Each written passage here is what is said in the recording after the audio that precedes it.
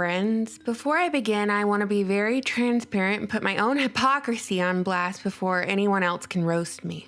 You know how I usually promote the act of, turning off your television and focusing on your own life, family, and health without subjecting yourself to the constant trauma and distraction that the media pumps out on the daily? Well, that's the opposite of what I've done this week, and I don't recommend it. But alas, here we are, and so we ask the question, what happens now? What is next to enter stage left in this ongoing production that is 2020?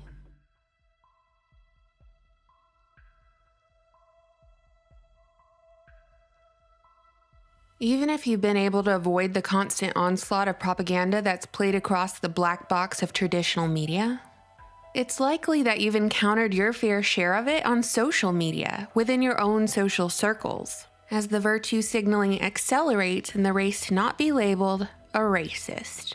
If you've not experienced this pressure from your friends and family to declare your anti-racism and denounce your privilege, you better believe you've seen celebrities, politicians, and corporations doing the heavy lifting. I even saw Planned Parenthood express their devastation surrounding the violence against Black lives, which really just encapsulates the complete perversion of narratives and full manipulation of the masses, given that Planned Parenthood specifically concentrates their population control facilities in Black neighborhoods. Like I said on Twitter, Planned Parenthood's Black body count makes Hotel Rwanda look like a weekend getaway. Also on the docket this week was former President Obama's virtual town hall, addressing the murder of George Floyd, saying that although it was a tragic event, he was at least pleased to see that many young people had been activated and mobilized by it. And part of what's made me so hopeful is the fact that so many young people have been galvanized and activated and motivated and mobilized. That's some interesting language, isn't it? Makes me think of MK Ultra mind control. And on Thursday, Apple CEO Tim Cook published an open letter on Apple's homepage in which he spoke about racism, addressing the deeply rooted discrimination in the justice system while completely ignoring how Apple makes the majority of their money off the back of Chinese and African slave labor. Good job, Tim, you did it. Very wholesome. Meanwhile, the charitable, tender-hearted organization we know as Bank of America has pledged $1 billion over the next 4 years to address racial inequality, expanding health clinics and vaccination clinics in communities of color.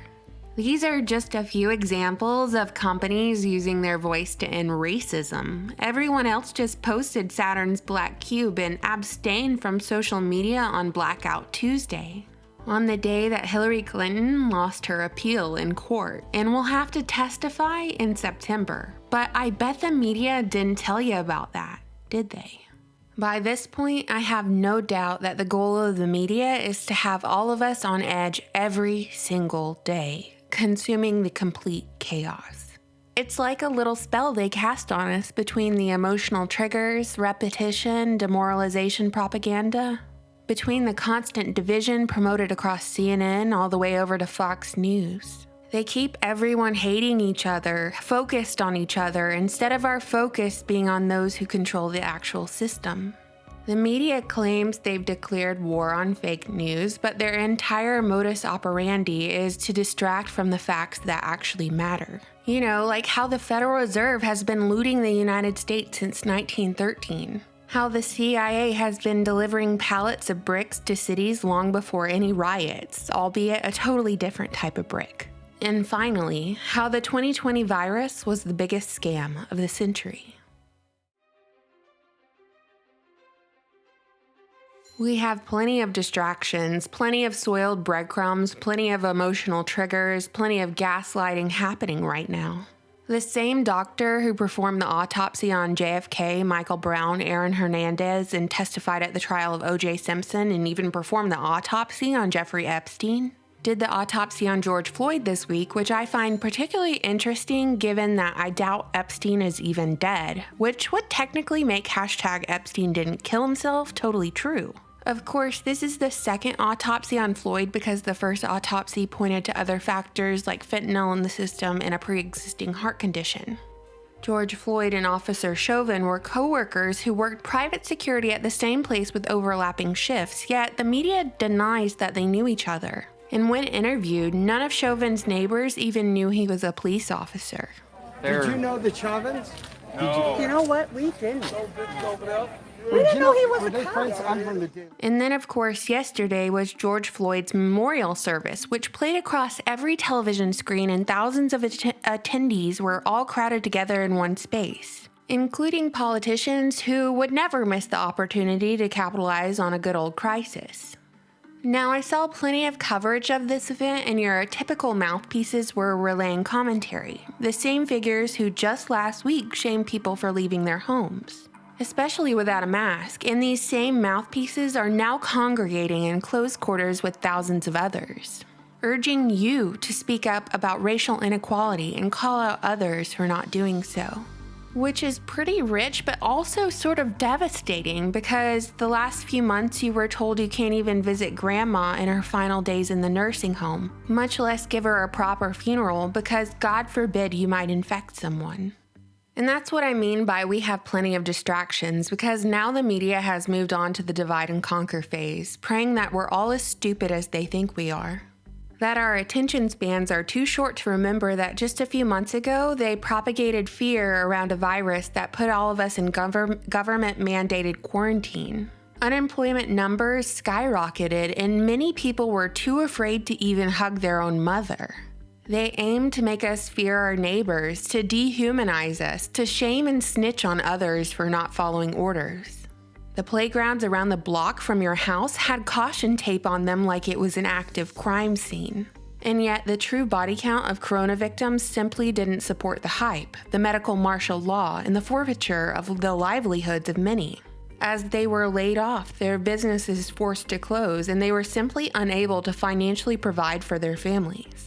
We were all affected by this. This was an attack on our personal freedoms and liberties, regardless of the color of our skin, and we were all in this together, as one, united. They had declared war on us. And then they divided us, as though someone snapped their fingers, and worldwide protests, much in the same pattern of the Arab Spring, are taking place in response to this instance of police brutality. Just like that, coordinated in a matter of days. These protests begin peacefully with genuine people, and then it's infiltrated by your bought and paid for rent-a-mob, and then the people beg for government intervention, which comes in the form of curfews, of martial law, problem, reaction, solution, wash, rinse, repeat. Good people are the ones who suffer, while authoritarian rule tightens its grip on society. So the question is, what comes next? Well, I hope I'm wrong, and certainly by no means want this to happen.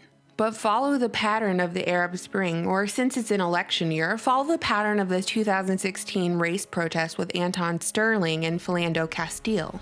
What happened then? A sniper fired upon police officers. The formula says that the next move is for some agent, probably a Mossad agent, dressed as a police officer will cause great harm to a group of innocents, or vice versa, some nutter they've terrorized to the brink of insanity, or just a typical agent will pose as a civilian and harm police officers, with the ultimate goal to fan the flames of orchestrated chaos, causing the most emotional trauma to the captive audience, so they will beg for intervention, and thus the next phase of the plan can be brought about, which, in this instance, would be the new normal they've been programming us all for. Like I said in my last video, I can't personally stop the boulder free-falling down the cliff.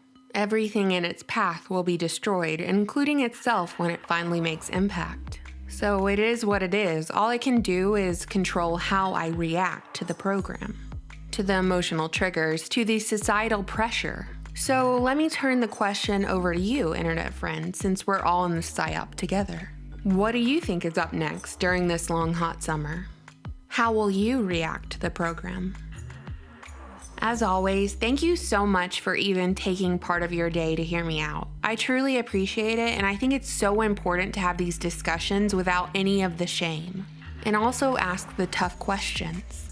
Thank you so much for watching, subscribing, and supporting me on Patreon. Bye!